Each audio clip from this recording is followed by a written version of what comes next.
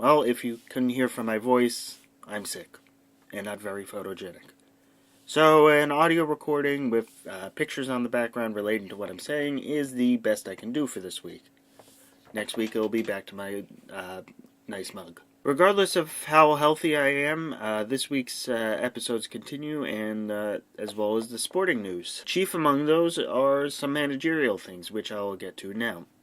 Yesterday, the Yankees announced Aaron Boone as their next manager, and he said the right things. No one pegged the Yankees as being managerial candidates for anyone going into 2018. The firing of Girardi really puts Aaron Boone at an enviable position. With Aaron Judge, Gary Sanchez, and Luis Severino being on the roster for years to come, things are looking up for the Bronx. You could say there are some comparables for Aaron Boone, as Joe Torre was in a similar situation in 1996, taking control of a roster that Buck Showalter had brought back to the playoffs the year before. Then again, there's also the comparable of Joe Girardi being like Yogi Berra in 1964, bringing the Yankees to the World Series, and then getting fired and replaced by the manager of the opposing team.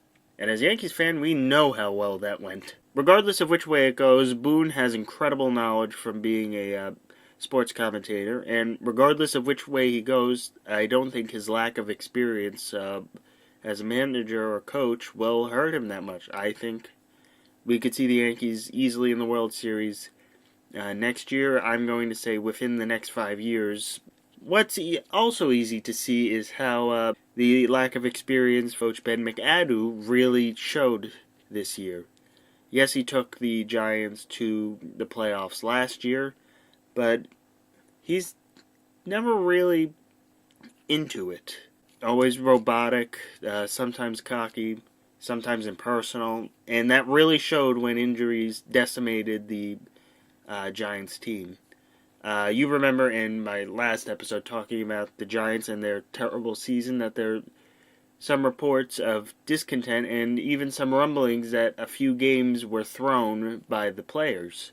Since then, after benching Eli Manning, who I don't believe for a fact is the root cause of the Giants' 2-10 season, he was shown the door, along with the general manager. The Giants still have a good roster in place. Once healthy next year, what they need is a coach that's personal with the players, is personable with the media, and has the energy to go forth and drive the team to win. Sounds like another coach we're talking about today, doesn't it?